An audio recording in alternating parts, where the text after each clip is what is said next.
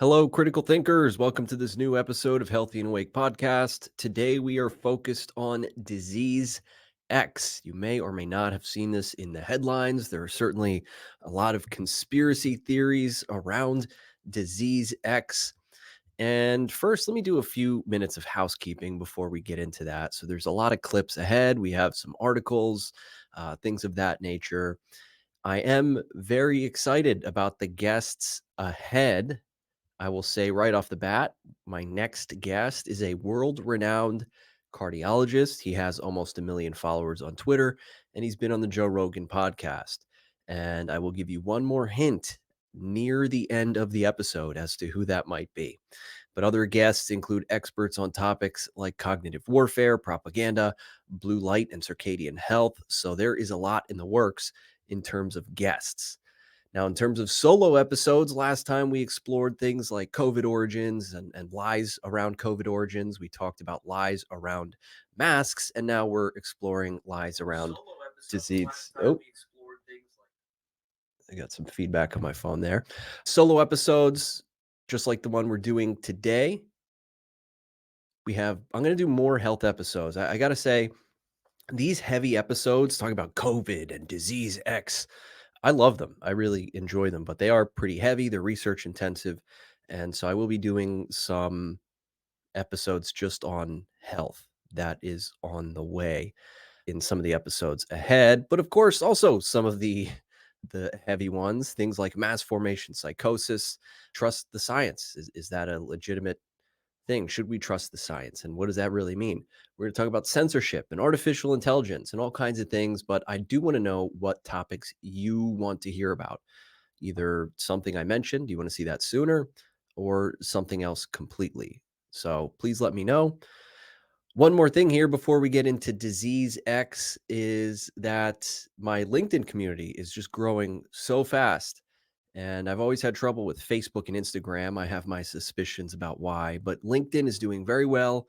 It's a strong network of doctors, nurses, health coaches, CEOs, innovators, entrepreneurs, people all around the world. And the Healthy and Awake community over there is highly engaged. So make sure to follow me on LinkedIn by searching Mike Vera or Healthy and Awake podcast. I will show up. And you can also go get my newsletter at mikevera.com, where you'll be the first to know about upcoming episodes. I'll have special discounts and events and things like that just for you, including my upcoming fitness program called the Exercise Procrastinator's Answer. So if you need to get moving on some exercise, that is perfect for you. We take a psychological approach instead of the conventional approach. So just to tell you real quick, with the Exercise Procrastinator's Answer, the modern approach is like go to the gym for an hour and it's this big event and it can be tough to be motivated. And there's all these variables that we discuss, but we deconstruct those obstacles so that you can make it much easier to work out anywhere, anytime. So go to mikevera.com for the newsletter there. But now on to disease X.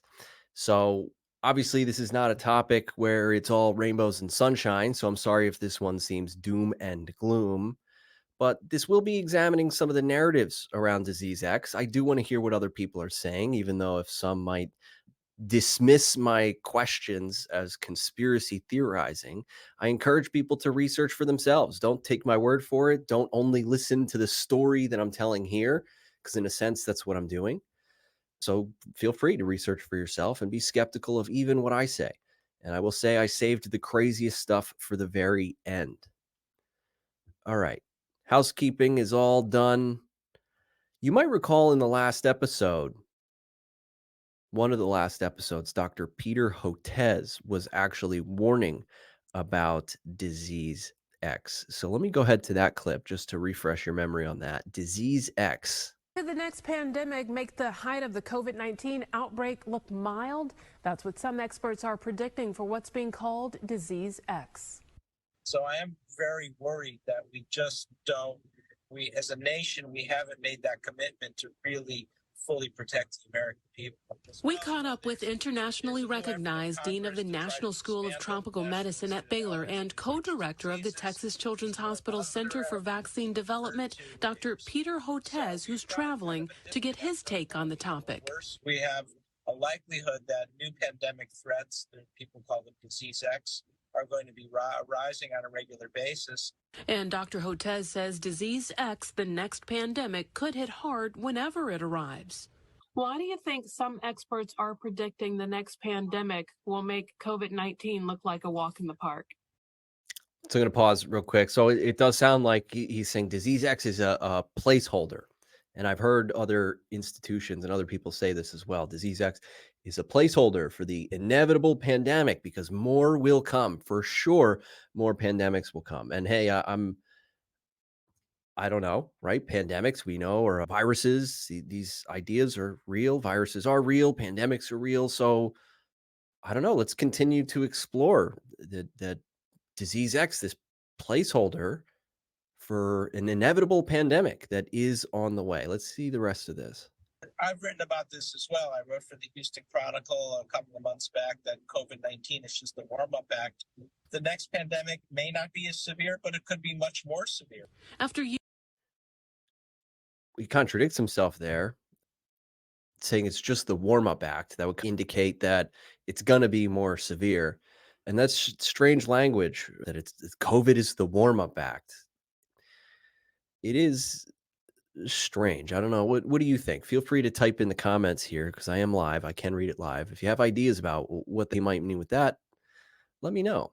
But Peter Hotez, Dr. Peter Hotez is not the only one using that sort of language and making these sorts of claims. I'm pulling up an article here from Johns Hopkins, where if you're looking, you can see this is from the Johns Hopkins website, Center for Health Security.org. Current projects titled Disease X Medical Countermeasure Program. When will the next pandemic occur? Anytime. And I'm reading the article here. Anytime. Infectious disease outbreaks now occur 3 times more often than 40 years ago. What is most likely to cause the next pandemic threat? We don't know. But of about 24 viral families capable of infecting humans, 6 families of viruses have these traits that will likely cause the next pandemic. And some of the characteristics listed here are no immunity, so no pre-existing immunity in the world's population. Sounds like a new type of virus, a novel virus. Airborne, so spread via respiratory transmission. Silent, transmissible by infected people who have no symptoms. And harmful, so no existing effective therapeutics or vaccines. And this goes on. It seems to me like, just trying to scare you about the next pandemic and saying we need to do something about this.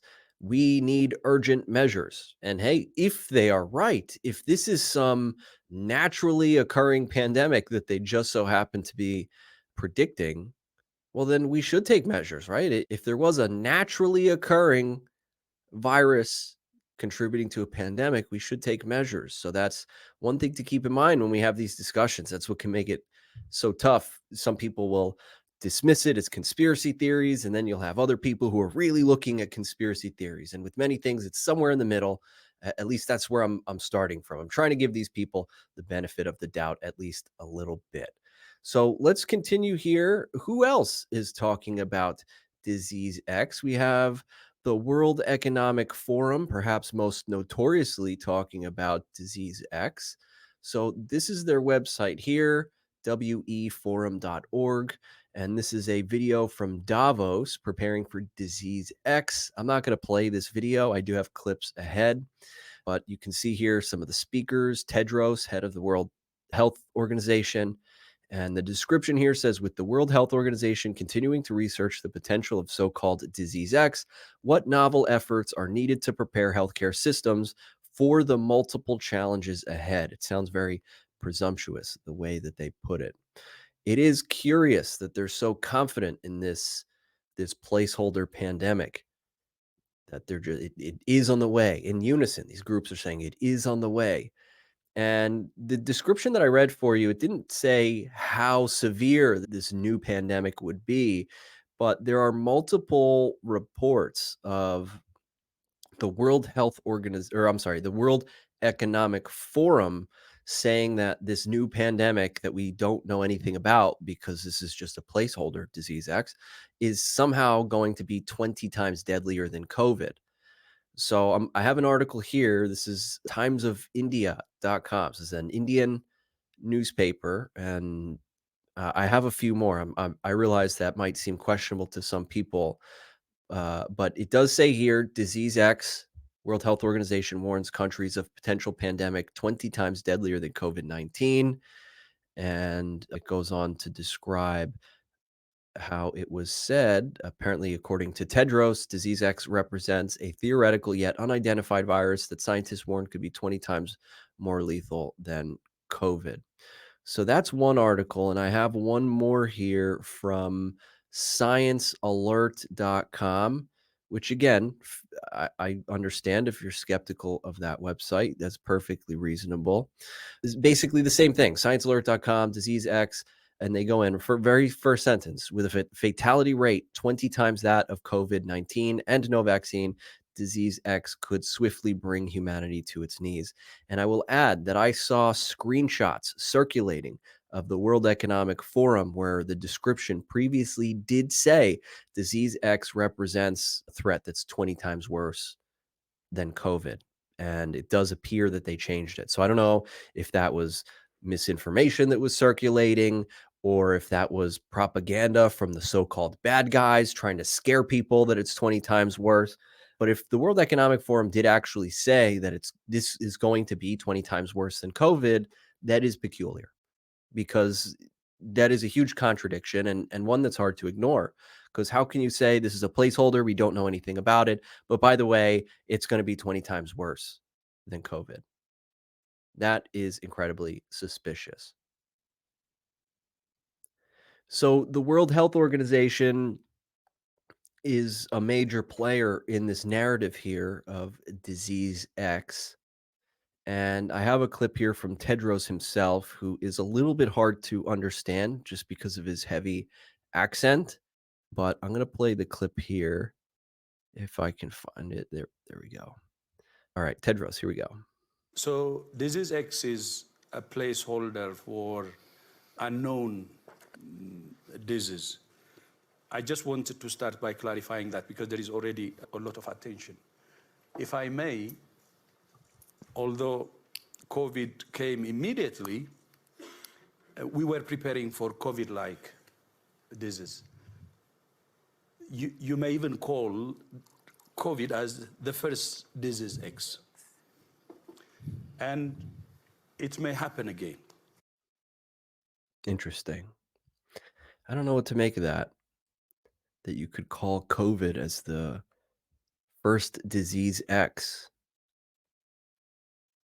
And it might happen again. Maybe he's referring to Event 201, which I'm going to get into a little bit ahead. But you might recall in a previous episode, Event 201 is this simulation that they ran, this pandemic preparedness event to get ready for COVID before COVID actually hit, which sounds crazy. But I'm going to get into that ahead. So I have one more point here highlighting how this is being talked about in very legitimate ways. And this is a government website. This is congress.gov. This is HR, I think that's House Resolution, HR 3823, titled Disease X Act of 2023. And I asked perplexity.ai, it's the new Google, to describe to me what's going on with Disease X Act of 2023, HR 3832. This is a bill. So here we go. HR 3832, also known as Disease X Act of 2023, is a bill in the 118th Congress that aims to establish a program at the Biomedical Advanced Research and Development Authority, BARDA, for developing medical countermeasures for viral threats with pandemic potential. June 5th, 2023. That's weird. And was referred to the House Committee on Energy and Commerce. On June 9th, 2023, the bill was further referred to the Subcommittee on Health. The primary sponsor of the bill is Representative Lori Trahan, a Democratic representative for Massachusetts' 3rd Congressional District. So that is peculiar. You can see if you're looking that it was introduced, but it has not passed the House. But only very recently, for the past few days, have people been talking about disease X. This is very recent. And still, even though people have been talking about it, if you just bring it up to somebody in the street, I would guess that people would be like, what are they talking about, disease X? That sounds crazy. But this was introduced around June of 2023. So make of that what you will. They are openly saying this is a placeholder virus and we're getting ready for the next pandemic. So there are some interesting connections here between the World Economic Forum, the World Health Organization, people like Peter Hotez, who's closely connected to Bill Gates, and even the Democrat representative who introduced this bill. I would like to know more about that and what brought that about and who facilitated this. Why was she thinking about disease? That like how did that come to be in June of last year? So you can see how this sort of thing is ripe for conspiracy theories. How could you not be a little bit suspicious if we just went through this awful pandemic and people still talk about new variants and wearing masks and things like that. So when you have these large institutions and these people who should be under scrutiny, they're public people, warning you about this new virus that might be 20 times deadlier than COVID and get ready because it's going to happen soon. Not if, but when. This is definitely going to happen. Some of the conspiracy theories, I think very reasonably, are that the World Health Organization, that there's incentive for them to cause a ruckus because there's power. Like they are saying, hey, if there's a pandemic, you need to trust us to be able to control the pandemic. Okay, maybe that's true. Maybe there should, like, if there is a pandemic, maybe we should, as people, be able to trust an institution to look after us and manage a pandemic. Maybe that's true. That seems reasonable in a perfect world. But it might also be true that this organization is a little power hungry. And who knows what could happen if they're a little power hungry. Global domination has been tried before. It's not crazy, the idea that somebody might want to take over the world. And you have these institutions that it seems like they're saying that. It seems like if there's an emergency, we'll need to take over the world. I don't want to take over the world in regular circumstances. I'm not some kind of tyrant, only in emergencies. So that's one way of looking at it. So I don't know, right? I don't know how to connect these dots, but all the dots are there. It's not unreasonable to connect these dots thinking, hey, maybe these people who stand to benefit from some sort of emergency by gaining powers over countries, maybe they might want to cause something that could allow them to use that power that they would benefit from. That seems like a reasonable way to connect the dots to me. How much more information would you need to connect the dots, possibly suspecting that they might be up to something nefarious? And with all this going on and institutions muddying the waters and misinformation on every side and fear mongering about diseases, it can honestly be hard to know what to do when it comes to your health. Because this is a health platform, Healthy and Awake. I'm a board certified health coach. So this isn't the Huberman show. I'm not nitpicking studies. We are in the arena of health talking about these things. And with all of these overwhelming narratives and conflicting information, it can be tough to know exactly what to do with your health. So let me just add that this podcast is sponsored by Red Pill Health and Wellness, which is my health coaching practice.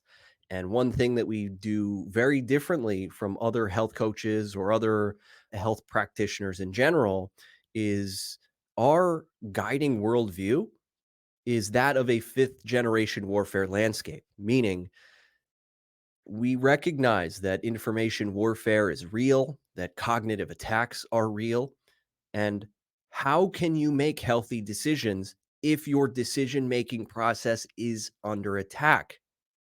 Look, we're all critical thinkers here. I start every show by saying, hey, critical thinkers. We are all critical thinkers. But because the landscape is so messy, because we're in the middle of information warfare, it can be tough to know the proper way to critically think about these things. It can make it a lot tougher. So at Red Pill Health and Wellness, we engage in collaborative critical thinking. As a board certified health coach, that's what I do. That's what we do is collaborative critical thinking. It's clear cut, no nonsense, no propaganda. I'm focused on you, the individual, your strengths, your goals. So feel free to check me out at mikevera.com. If that is something you want to check out, you can book a free call to do some collaborative critical thinking with myself or another board certified health coach so that you can sort out all the mess, tune out all the noise, and work on your health, whatever health goals that you might have. And other than that, let's get back into disease X. Is there any truth to these conspiracy theories, these ideas that the World Health Organization might be trying to usher in some disaster in order to justify the use of their pandemic treaty to take over the world? Is there any possible truth to that? Well, I don't know, but let's look at some more clips. Let's see what other people have to say, including Tedros himself.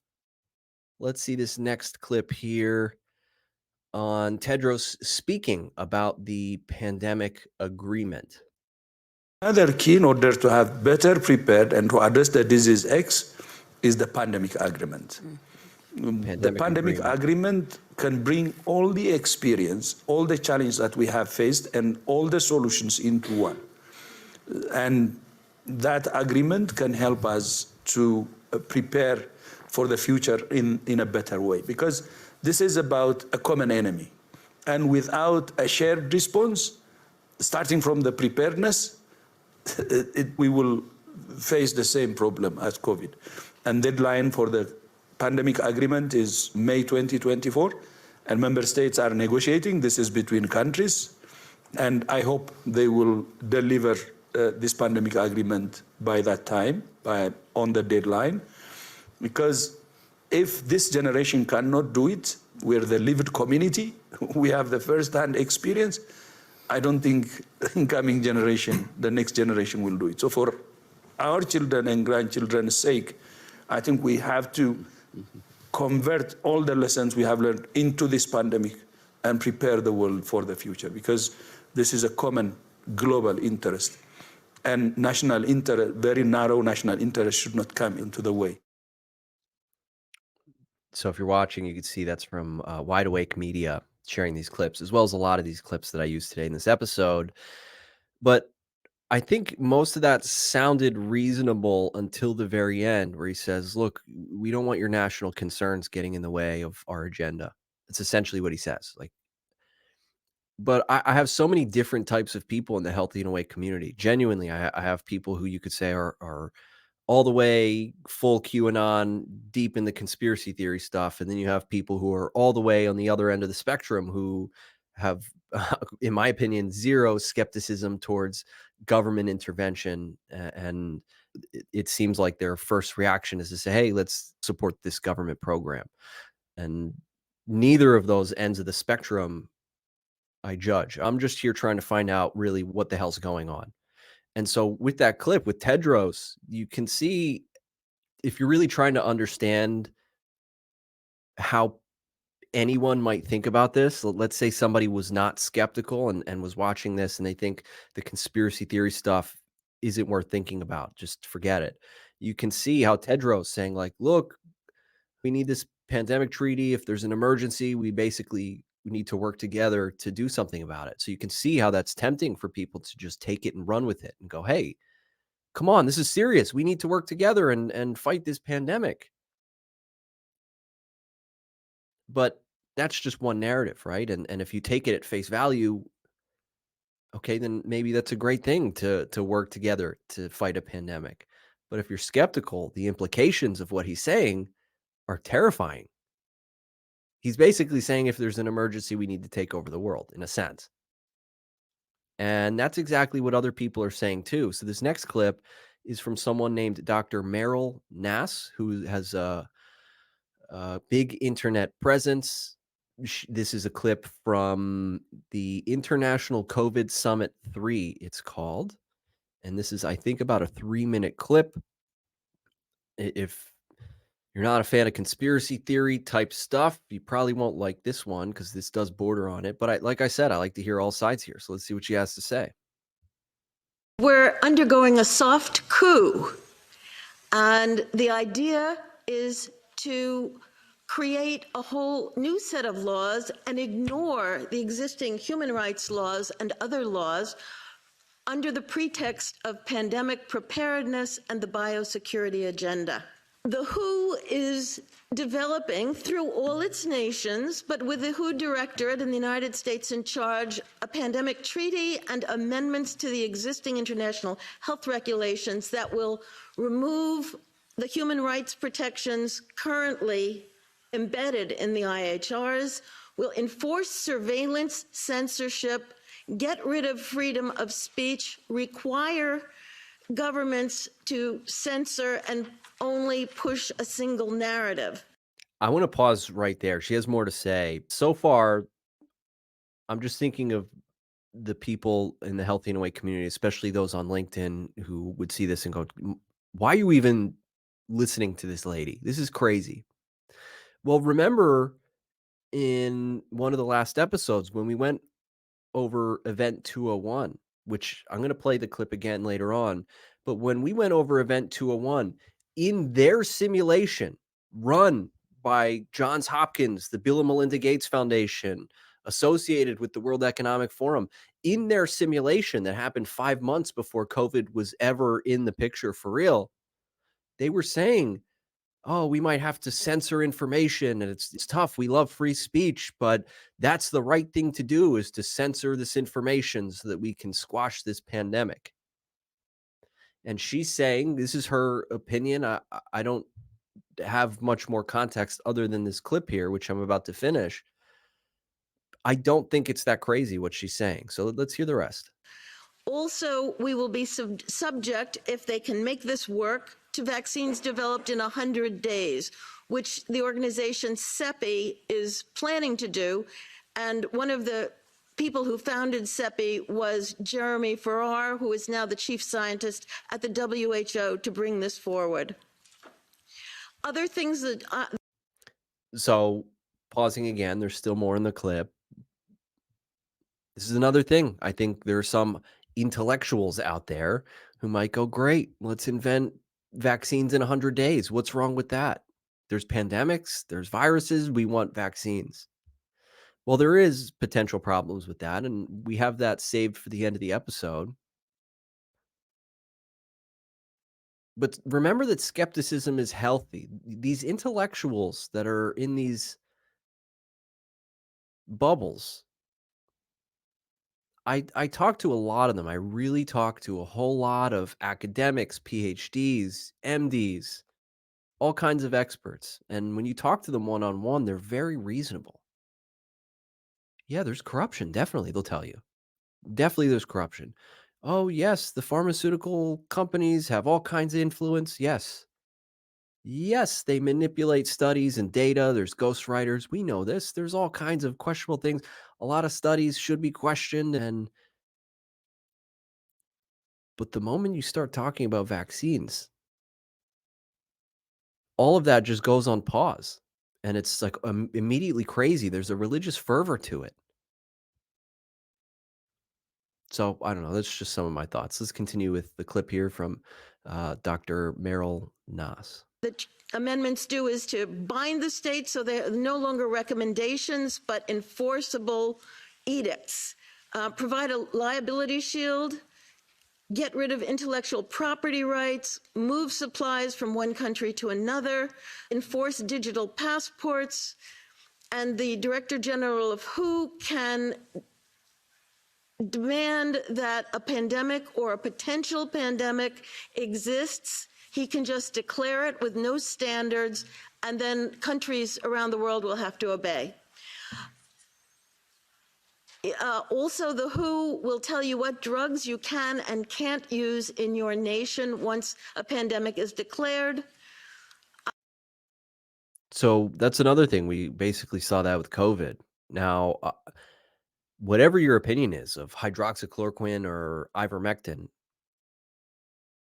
Who the hell is the World Health Organization to tell you what you can or can't take? That should be between you and your doctor. Because I'll tell you what, I know pharmacists and doctors on both sides. Talk to pharmacists and doctors who have said both ends of the spectrum. So on one hand, I've talked to doctors and pharmacists who said ivermectin and hydroxychloroquine won't help with COVID, and they might even be harmful, which there's some holes to that arguments. They say it and really quickly try to change the subject. And that's just my experience because I've seen a lot of other studies on the contrary, which leads me to the other side, which I've talked to pharmacists and doctors who say, yeah, it can be effective. Here are the studies. I personally have some of the studies saved that they sent me.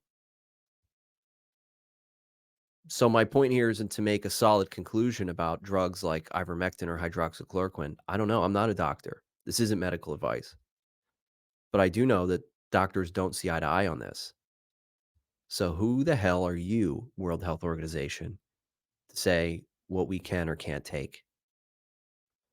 All right, the clip is almost over. Obviously, the budget will increase. One Health is another part of this. One Health is a concept that was created to enable the WHO, with these documents, to take over jurisdiction of everything in the world by saying that climate change, animals, plants, water systems, ecosystems are all central to health. Also embedded in this concept is a peculiar notion that humans are no longer of greater value than animals. So again, that's wideawakemedia.com with dashes between the words. I do think that's something that should be taken at least a little bit seriously because there are multiple people saying this. I know Dr. Malone, Dr. McCullough. I showed clips of Alex Jones saying exactly this, I think decades ago, like the 1990s. You might go, oh, that doesn't mean anything. He's not Nostradamus. At what point do you get suspicious about all this? At what point do you start listening to the multiple people, the many people talking about this? Are they all crazy? All of them? They're all just making shit up. Let's try to give Tedros the benefit of the doubt one more time. I have one more clip here that's very short. I think it's less than a minute. This is Tedros. We cannot kick this can down the road. If we do not make the changes that must be made, then who will? And if we do not make them now, and when? When the next pandemic comes knocking, and it will, we must be ready to answer decisively, collectively, and equitably. And for enhanced international cooperation, the Pandemic Accord, a generational commitment that we will not go back to the old cycle of panic and neglect that left our world vulnerable, but move forward with a shared commitment to meet shared threats with a shared response. That's why we say the Pandemic Accord is a generational agreement. A commitment from this generation is important because it's this generation that experiences how awful a small virus could be. So if you hate conspiracy theories, you hear that and take it at face value that we do need this pandemic treaty. Maybe he's telling the truth. But that part, just with all these clips, that's still in the back of my mind is, what if something is being ushered in? What if we're looking back in 10 years and we're watching that same clip and it's just like, oh, wow. I mean, how did I not see it? It's so obvious. They're basically telegraphing. Maybe he's telling the truth. But if he's not, and I'm not saying he's not, but if he's not, let's consider that deceptive power grabs aren't unprecedented. It's happened before. And not only that, they're not obvious. If this was a power grab, he's not going to announce it. Of course, he's going to be deceptive. Like, you have to not be naive to see a possible power grab. And the people who push back against crazy conspiracy theories around this go, hey, You have to stop that because this is serious. Stop the crazy conspiracy theorizing because we need trust in these institutions. We need the trust so that if there is a pandemic, if there is a virus, we need to do something about it. And we can't do that if you're going to be a crazy conspiracy theorist. So cut that shit out. That's the mentality on the one side. But the way I see it, the mentality on the other side is you need to cut that shit out. If you're going to tell me to stop conspiracy theorizing, what if you're wrong? Forget what if I'm wrong. What if you're wrong? Because if you're wrong, you're allowing these people to usher in an agenda so that they can grab power globally and erode our rights. So both sides have very serious points here, and I don't think we should dismiss either side. Yeah, of course, if there's a pandemic, we want to be protected and we want to do what we should. We should cooperate, but we should also resist possibly tyrannical people. Remember, fifth generation warfare. We are in that landscape. That things are not as they seem. Deception is integral to fifth generation warfare. So on one hand, I want to hear what you think. On one hand, they could be telling the truth and they are looking out for us benevolently and there's nothing nefarious going on. That's one side. On the other side, they might be lying. There's more to the story and this could be an egregious power grab. What's your impression so far? Let me know in the comments. But these types of questions that I'm asking right now are in fact making a difference in their ability to be successful with these agendas. This is an article that I'm pulling up here from The Guardian. This is dated January 22nd, 2024, and today is the 24th as I record this. The Guardian, the title of this article is Global Pandemic Agreement at Risk of Falling Apart, the World Health Organization warns. Subtitled, The Accord, aimed at preventing another health catastrophe, is losing momentum due to lies and conspiracy theories. So that's what I'm saying. Your conspiracy theories are dangerous and our agenda is falling apart. It's your fault. Usually when they say things like that, the answer is censorship. We want to shut you up. You shouldn't be engaging in conspiracy theories. That's interfering with our agenda. It's falling apart. But how can this be controlled? What would the mechanisms be if I want to, especially me, right? I'm talking about this right now. I am engaging in maybe a hint of conspiracy theorizing. What if they want to shut me up? How might that be implemented? Well, I'm pulling up another article here from MSN.com. This looks like it was submitted by the Western Journal from 1 week ago by Jonathan Jones. Google updates sensitive events policy, causing mass speculation about what's coming in 2024. So this article basically describes Google's new policy on what they're calling sensitive events and how, because of their policy around sensitive events, that whatever they determine is a sensitive event, if you talk about it in a way that they don't like, then they can say you're spreading misinformation and they can censor you. And some people love that. And it's been done before. This is not unheard of. It's actually this has happened very recently. I've played this in an episode, I think a while back, last year. This is a clip where Representative Nancy Mace condemns the former lawyer from Twitter whose name is Vijaya, which is a little dangerous to say, but here we go. I'm not the only American who has those kinds of concerns. Another example of what Twitter has done to censor folks is from Dr. Martin Koldorf, a Harvard-educated epidemiologist, who once tweeted, COVID vaccines are important for high-risk people and their caretakers. Those with prior natural infection do not need it, nor children. The Twitter files reveal this tweet was deemed false information because it ran contrary to the CDC. So my first question this morning of Ms. Gaddy, may I ask of you, where did you go to medical school? I did not go to medical school. I'm sorry? I did not go to medical school. That's what I thought. Why do you think you or anyone else at Twitter had the medical expertise to censor a doctor's expert opinion? Our policies regarding COVID were designed to protect individuals. We were seeing... You guys censored Harvard-educated doctors, Stanford-educated doctors that are educated in the best places in the world, and you silence those voices. So that is pretty crazy, because I've been spending this episode really against my own personal opinions, trying to give these people the benefit of the doubt. And it's hard to do that when they're censoring doctors. Who the hell are you to censor this information?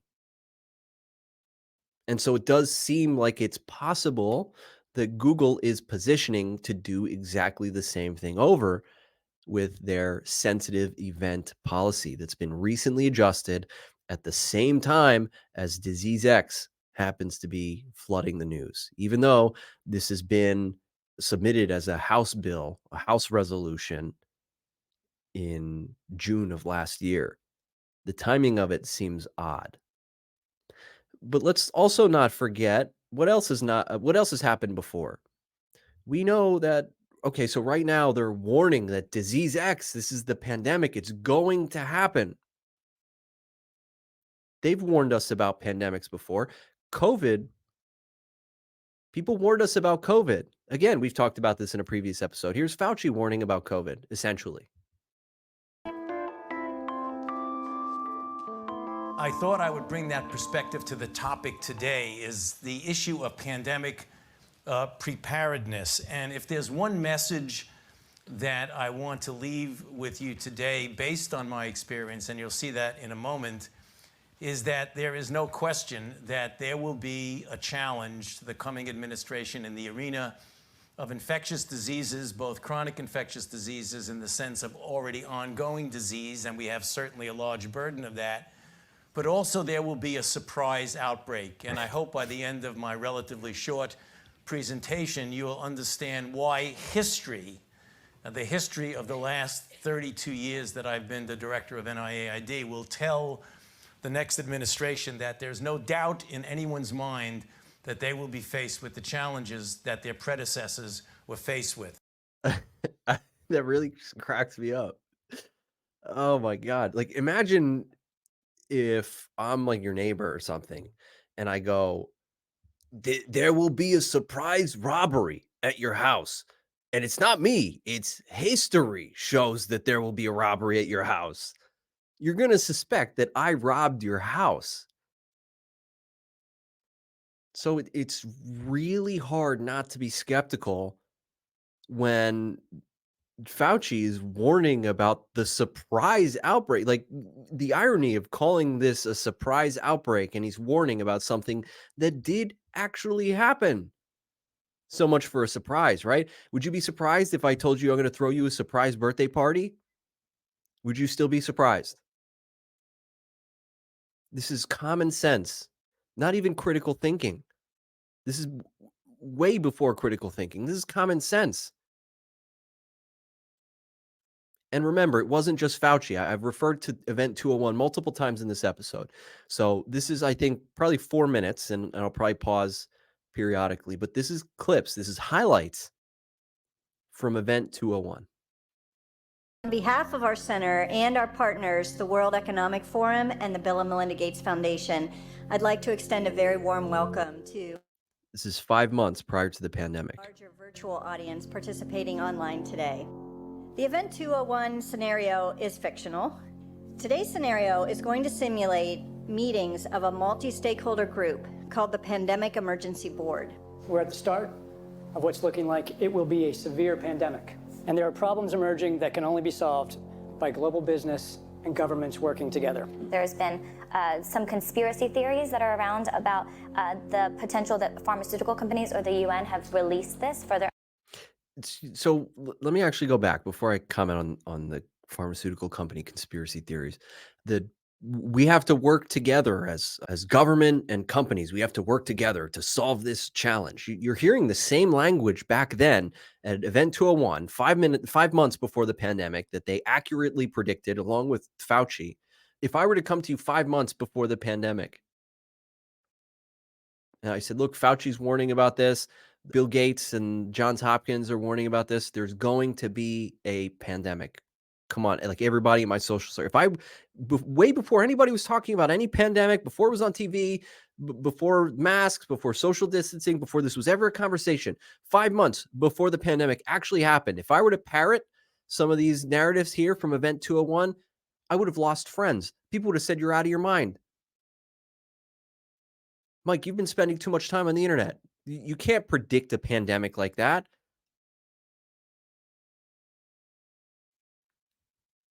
People need to wake up. This for their own benefit. And maybe this is a time for us to showcase some cases where we are able to bring forward some bad actors and leave it before the courts to decide whether they have actually spread some fake news. A new coronavirus. Infected people got a respiratory illness with symptoms ranging from mild flu-like signs to severe pneumonia. In related news, a significant demand for personal protective equipment like N95 masks and gloves are on the rise. Patients are overwhelming healthcare facilities. People are avoiding public spaces out of fear of infection and in compliance with. So it should be obvious that all this actually happened. They were warning about this, basically exactly how it would happen, and it did. So that for me is pretty good reason to take what these guys are saying pretty seriously. If they're saying there's going to be disease X, it's going to be 20 times worse, it's on its way, it's going to happen very soon. He's saying that we need the deadline by May, Tedros, in one of the previous clips. The deadline's by May. So we better really get this going. I would take these people very seriously, given how eerie some of this seems. And I was trying to remember, I lost my thought before when I was saying how people hear this on a surface level. It's like, oh, we need to work together as government and corporations. That sounds great. Like, who's going to argue with that, right? Any reasonable person can argue with that. And I think that's where some of the contention comes, because these intellectuals who do take that at face value, it seems like the other people, like the conspiracy theorists pushing back against this, are saying, we don't want any cooperation. If there is a pandemic, we don't want to cooperate. So it creates these enemies artificially, because the hyper intellectuals basically feel like, oh, you're just some jerk who doesn't want to cooperate. But that doesn't seem to be the case to me. It seems like they're saying, no, if we did live in a perfect world, of course we would want to cooperate. But you're not listening to our warnings that these people might be nefarious, that these people might say, hey, we want to cooperate. And all of this is ushered in as part of an agenda. Make of it what you will. I don't know. But there does seem to be a pattern here. And I'm not the only one saying this. I'm pulling up an article. This is actually a Substack from Dr. Robert Malone called Disease X and the Corrupt Lancet. This is published January 17th. Robert Malone, MD, is credited as developing the mRNA technology. Those hyper intellectuals hate Robert Malone because the media demonizes him as spreading conspiracy theories, so they don't even listen to what he's saying. But you might recall in one of the earlier clips, Dr. Meryl Nass talked about One Health, she said. And she ended by saying they value animals more than humans or something like that. And so this is a passage that I'm going to read from Dr. Malone's Substack here, Disease X and the Corrupt Lancet. According to the World Health Organization, Disease X is all about One Health solutions. The World Health Organization describes One Health as the following: government officials, researchers, and workers across sectors at the local, national, regional, and global levels should implement joint responses to health threats. This includes developing shared databases and surveillance across different sectors and identifying new solutions that address the root causes and links between risks and impacts. So that's the quote from Dr. Malone. He's quoting the World Health Organization describing One Health. And then Dr. Robert Malone goes back into saying, basically, One Health gives public health officials total control and surveillance across AI, the internet, agriculture, climate change, public health, medical systems, ecological sites, urban and rural areas. It can encompass just about anything. It also values animal and plant life as equal to human life. The WHO goes on. And so again, he's quoting the World Health Organization.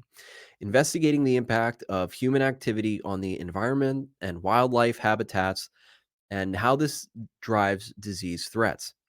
Critical areas include food production and distribution, urbanization and infrastructure development, international travel and trade, activities that lead to biodiversity loss and climate change, and those that put increased pressure on the natural resource base, all of which can lead to the emergence of zoonotic diseases. So, Dr. Malone's assessment seems accurate. They're stating that openly, that all of these different sectors could affect the landscape in such a way that it could lead to the emergence of zoonotic diseases. It does pretty much sound like we need to control everything so that zoonotic diseases like the pangolin disease or whatever, bat soup, whatever they said, we need to control everything so that doesn't happen. And there's a little bit more here before I shift away from this article. He goes into something I highly recommend that people check out. If you've never heard of the World Economic Forum, you should look into them because they are very open that they own the politicians and all these influential people. And there's this article here from Brian Bantugan. This is published in the International Journal of Arts and Social Science. So this is an academic journal titled The World Economic Forum, The Lancet, and COVID-19 Knowledge Gatekeeping. And I'm not going to bore you with the study. If this does interest you, and really, please check this out. This is huge. The study examines some of the links between the World Economic Forum and basically academic or research institutions. So I'm going to read just the results from the abstract. So it's a very small fraction of the entire paper, but check it out. Results revealed that the World Economic Forum has penetrated all knowledge institutions that benefit from the natural COVID-19 virus origins hypothesis and the silencing of contrarian hypotheses, including the lab leak narrative. A model of the World Economic Forum knowledge production complex against the lab leak hypothesis was presented to visually represent the influence of the World Economic Forum on the scientific journal gatekeeping in the context of the Lancet. So the implications of this are huge. We know that there was a lot of propaganda around the lab leak narrative. And in the very beginning, if you questioned, if you asserted that, if you said, oh, this is a lab leak, that we should look into that, people dismissed you as a crazy conspiracy theorist. Let's focus on what's important. Stop bringing up these crazy ideas. And now we know that's true. It did leak, very likely leak from a lab. So all those jerks who were dismissing the conspiracy theorist, did they apologize? Did they shift their thinking in any way? Not as far as I can tell, but this still goes on. It's very clear that the World Economic Forum has their tentacles in very influential academic institutions, scientific institutions, which goes beyond a simple COVID paper. Forget about that. That's huge. What else are they influencing? Check that out at Dr. Malone's Substack, but you can also check out the actual journal itself. Now, who else has warned about disease X? This one I know is probably going to get some flack, but it is, I think, if we're looking at all the different sides, all the different narratives, all the different discussions, what everybody is saying so we can make up our minds for ourselves, it does seem that Russia is getting in on the conversation. So this is in Russian. I'm going to play the clip. It's in Russian, but I'm going to turn down the volume and I'm going to read what he's saying. Just like in 2019, the USA has started to prepare a new pandemic by looking for mutated viruses. We do not exclude the possibility of the USA using so-called defense technologies in an offensive capacity, as well as in the pursuit of the goal of imposing global control by creating biological crises. So it's not just Dr. Meryl Nass. It's not just Alex Jones. It's not just the conspiracy theorist. Russia too, which is curious. Now, I don't know what to make of that. I'm sure some people say that's Russian propaganda. The United States could never possibly be guilty of such a thing. Impossible. Maybe you're right. But what does this all lead to anyway? Beyond the pandemic treaty, the elephant in the room, perhaps? Well, vaccines, right? If we want to stop the virus, stop the spread, 2 weeks to slow the spread, we need to get vaccinated. We need to put in some measures. And this is something that the World Economic Forum has a vested interest in. So let me play that clip right now. Politician, I look at the big problems that we face. For example, when we have the next pandemic, we don't want to have to wait a year before we get the vaccine. And if AI can shrink the time it takes to get that vaccine to a month, then that is a massive step forward for humanity. Not if we have another pandemic soon, but when. We need AI to do it. I don't know who that politician is, but he was speaking at the World Economic Forum. Now, again, trying to consider all sides here, the hyper-intellectuals will say, well, yeah, that's great. Pump out them vaccines, baby. We want to get rid of those viruses. Where is your skepticism? Why is the World Economic Forum so gleefully talking about artificial intelligence creating vaccines as fast as possible? You think they care about you, really? Hey, no judgment here. You're entitled to your opinion, but I just can't see myself believing that. But it is already ongoing. They are working on the vaccines. It's apparently in production. Here's a clip from the BBC. The British government has unveiled a new vaccine research facility where scientists are working to prevent future pandemics. It's located at Portondown, a high-security research facility best known for its work on chemical warfare. Experts are preparing for what is known as Disease X, or the next pandemic virus. Our health correspondent Dominic Hughes was given rare access to the facility. The delicate task of protecting the nation's health. This is one of the laboratories at Portondown where scientists are analysing current threats, new variants of COVID, for example, and trying to identify new ones. Inside these purpose-built labs, more than 200 scientists working for the UK Health Security Agency are helping to develop and test vaccines against a range of diseases. It's vital work to keep us all safe. We've got, in many respects, the toughest job in the world, which is to protect health against infectious diseases and environmental hazards. And it is tough because we know that the risks of new and emerging infections, including those of pandemic potential, is increasing. For decades, scientists at Portondown have been involved in medical research, as well as the work on chemical and biological warfare, for which the centre is perhaps better known. During the pandemic, laboratories like this one played an absolutely vital role in assessing how effective the vaccines were in combating the coronavirus, and that work continues today. But as well as monitoring how effective existing vaccines are... All right, you get the idea. Hey, the same people making your vaccines seem to be making bioweapons. That is reassuring. And I know you, oh, well, yeah, the bioweapons, they help make the vaccines because then they'll construct these deadly viruses and then they can vaccinate against the deadly viruses that they created. Don't you get it, Mike? Sorry. Oh, my bad.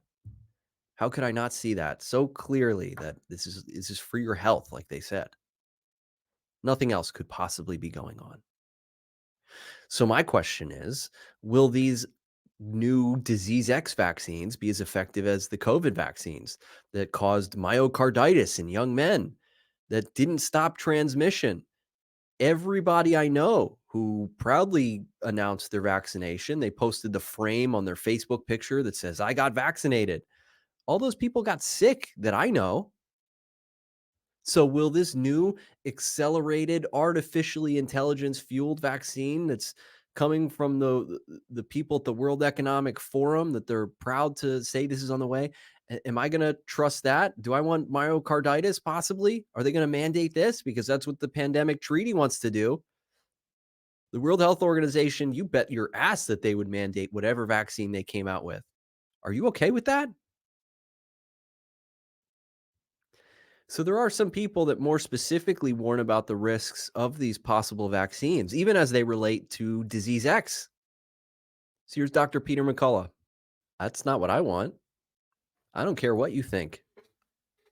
I don't care if my conspiracy theorizing upsets you. I really don't. because I'm much more worried about total global government top-down control over every facet of life. If you think that's crazy, that's fine. I think you're crazy to not see this. There it is. That's my opinion.